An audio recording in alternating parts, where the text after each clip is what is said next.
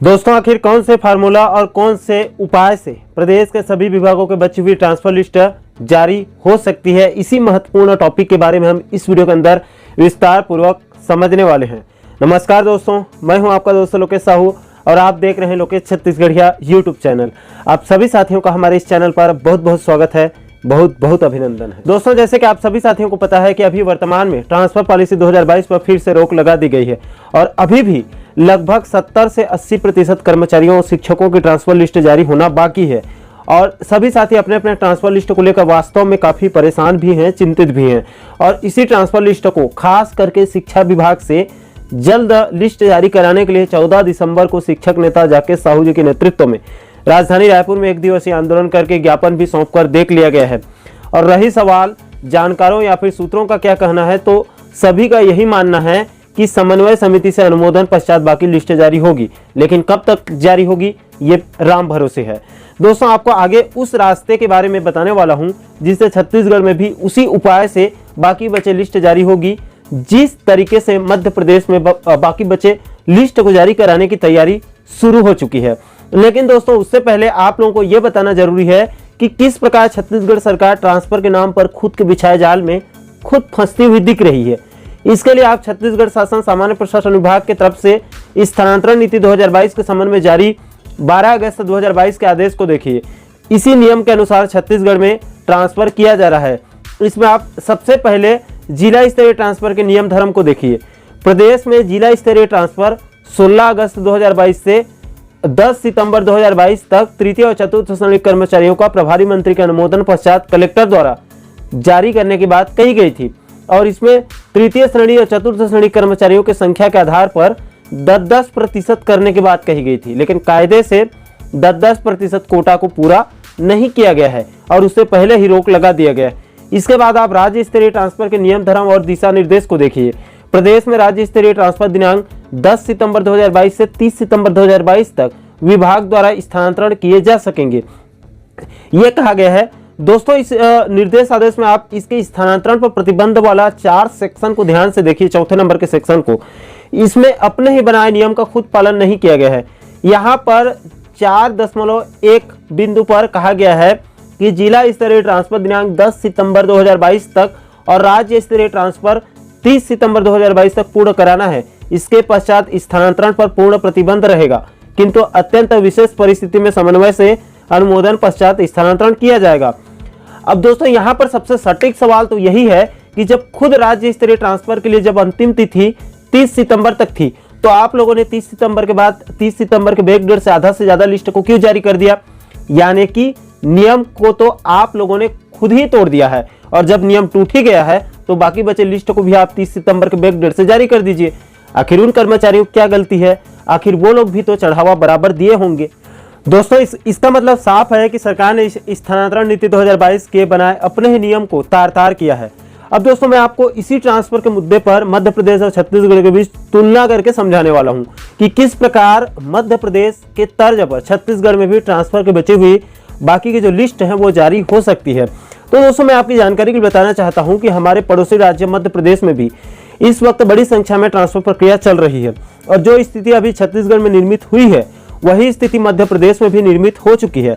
लेकिन मध्य प्रदेश में एक रास्ता निकाला जा रहा है और ट्रांसफर की बची हुई लिस्ट को जारी कराने के लिए एक जो है वो रास्ता कहिए वो खोला जा रहा है। दोस्तों, इसके लिए आप सबसे पहले मध्य प्रदेश सामान्य प्रशासन विभाग भोपाल के 16 सितंबर 2022 के इस आदेश को देखिए। ये छत्तीसगढ़ में जैसे सामान्य प्रशासन विभाग की तरफ से जारी किया गया है, बस उसी तर्ज पर यहाँ भी जारी किया गया है। इस आदेश को मध्य प्रदेश के अंदर राज्य और जिला स्तर पर अधिकारियों और कर्मचारियों के स्थानांतरण नीति के संबंध में जारी किया गया है। इस निर्देश के मुताबिक मध्य प्रदेश के अंदर 17 सितंबर 2022 से 5 अक्टूबर 2022 तक कर्मचारियों और अधिकारियों को ट्रांसफर कराने का मौका दिया गया था। इसकी सूचना खुद GADMP यानी कि मध्य प्रदेश सामान्य प्रशासन विभाग ने अपने ट्विटर हैंडल के माध्यम से दिया था। उनके ट्वीट को आप देख सकते हैं। इसमें साफ साफ कहा गया था कि राज्य शासन द्वारा 17 सितंबर से 5 अक्टूबर 2022 तक लगे राज्य एवं जिला स्तर पर अधिकारियों और कर्मचारियों के स्थानांतरण प्रतिबंध को शिथिल किया गया है। प्रत्येक विभाग प्रशासनिक आवश्यकता अनुसार स्थानांतरण कर सकेंगे। अब दोस्तों मध्य प्रदेश में 5 अक्टूबर तक ट्रांसफर के लिए मौका दिया गया था।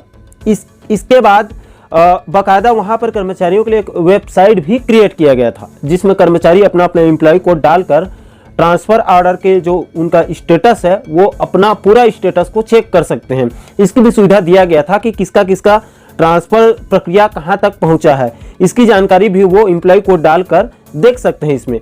अब दोस्तों एमपी में 5 अक्टूबर तक ट्रांसफर के लिए समय दिया गया था, लेकिन वहां पर भी कई कारणों से तय समय सीमा में ट्रांसफर नहीं हो पाया, जिसके बाद वहां पर भी ट्रांसफर पॉलिसी 2022 पर रोक लगा दिया गया था और अभी भी बहुत सारे कर्मचारियों का ट्रांसफर नहीं हो पाया था, जिसके बाद वहां पर फिर से ट्रांसफर के लिए अतिरिक्त समय देकर बचे हुए लिस्ट को जारी कराने की तैयारी जो है वो चल रही है। इसके लिए आप एक पोर्टल की रिपोर्ट को देख सकते हैं। इसमें साफ साफ कहा गया है कि सरकार ने सभी विभागों को 5 अक्टूबर तक तबादले की छूट दी थी, लेकिन अधिकांश विभागों के आदेश ही जारी नहीं हो सके। इधर सामान्य प्रशासन विभाग ने ट्रांसफर अवधि में वृद्धि करने के संबंध में भी अभी तक कोई निर्देश जारी नहीं किए हैं। इससे जिला स्तरीय और राज्य स्तरीय संवर्ग के तबादलों को लेकर प्रदेश भर में असमंजस की स्थिति निर्मित हो गई है। अधिकारियों ने बताया कि इस संबंध में अब गुरुवार को निर्णय हो सकता है। राज्य सरकार ने तबादलों पर से प्रतिबंध हटाते हुए आवश्यकता अनुसार तबादले करने के निर्देश दिए, लेकिन इसी बीच मुख्यमंत्री जन सेवा अभियान शुरू हो गया। इसमें मंत्रियों के समूहों को जिले आवंटित किए गए। इन सब कारणों से विभागों में तबादले हो ही नहीं पाए, यानी कि मंत्री व्यस्त हो गए। इसमें खास बात यह है कि जिला स्तरीय तबादलों के लिए जिले के प्रभारी मंत्री का अनुमोदन अनिवार्य है। राज्य स्तर पर भी विभागीय मंत्री के अनुमोदन के बाद ही तबादले का प्रावधान है। सभी मंत्रियों के जिलों में दौरों पर होने से ट्रांसफर सूचियां अनुमोदन ही नहीं हो पाए। इसे देखते हुए ट्रांसफर की अवधि को बढ़ाने की मांग की जा रही थी। इसके लिए राज्य के सामान्य प्रशासन विभाग ने इसकी तैयारी भी कर ली है, यानी कि ट्रांसफर के अवधि को बढ़ाने के लिए सामान्य प्रशासन विभाग ने अपनी तैयारी पूरी कर ली है। अब ट्रांसफर अवधि में वृद्धि करने का अंतिम निर्णय सीएम शिवराज सिंह चौहान साहब को लेना है। इसका मतलब साफ है दोस्तों कि सीएम में एमपी में ट्रांसफर की बची हुई लिस्ट की अवधि समाप्त होने के बाद भी लिस्ट जारी करने के लिए सामान्य प्रशासन विभाग ने अपनी तैयारी पूरी कर ली है। अब सीएम के एक इशारे में बची हुई लिस्ट जो है वो जारी हो जाएगी। और इसमें गौर करने वाली बात यह है कि मध्य प्रदेश में छत्तीसगढ़ से 5 गुना ज्यादा, यानी कि बड़ी संख्या में वहां पर ट्रांसफर किया जा रहा है। तो दोस्तों यहाँ पर मेरा सीधा सा सवाल है कि जब हमारे पड़ोसी राज्य मध्य प्रदेश में ट्रांसफर की बची हुई लिस्ट जारी हो सकती है, तो छत्तीसगढ़ में सेम परिस्थिति होने के बाद छत्तीसगढ़ में यहाँ पर बची हुई लिस्ट जारी क्यों नहीं हो सकती है? क्योंकि यहाँ पर तो संख्या भी बहुत कम है। दोस्तों मैं दावे के साथ बोल सकता हूँ कि यहाँ के मुखिया यानी कि सीएम बघेल चाहे तो उनके एक इशारे पर ट्रांसफर की बची हुई लिस्ट जो है वो जारी हो सकती है, लेकिन सवाल है कि खुद मुख्यमंत्री का चाहना, मुख्यमंत्री का ट्रांसफर के प्रति इच्छा शक्ति होना बहुत जरूरी है। बाकी दोस्तों इस पूरे मामले पर आप लोगों की क्या राय है? क्या आपके मुताबिक किसी भी प्रकार से सीएम बघेल के ऊपर ट्रांसफर को लेकर प्रदेश के कर्मचारी संगठन या फिर शिक्षक संगठन दबाव बनाने में कामयाब हो गए, तो क्या प्रदेश में बची हुई लिस्ट जारी हो सकती है अथवा नहीं? इस पर आप लोगों की क्या राय है और क्या सच में प्रदेश कर्मचारी संगठन शिक्षक संगठन दबाव बनाने में कामयाब हो पाएंगे? इन सभी मुद्दों पर आपके जो भी विचार होंगे आप नीचे कमेंट सेक्शन में अपनी प्रतिक्रिया जरूर दीजिएगा। और आप आगे भी ट्रांसफर प्रमोशन जैसे महत्वपूर्ण मुद्दों पर, महत्वपूर्ण टॉपिक पर वीडियो देखना चाहते हैं तो हमारे चैनल को आप सब्सक्राइब कर लीजिए, ताकि आने वाले सभी नए वीडियो का नोटिफिकेशन आप लोगों तक तुरंत पहुंच सके। दोस्तों इस वीडियो में इतना ही, मुझे दीजिए इजाजत। मैं मिलता हूं आपसे एक और महत्वपूर्ण मुद्दे के साथ, महत्वपूर्ण टॉपिक के साथ। तब तक के लिए जय हिंद, जय छत्तीसगढ़।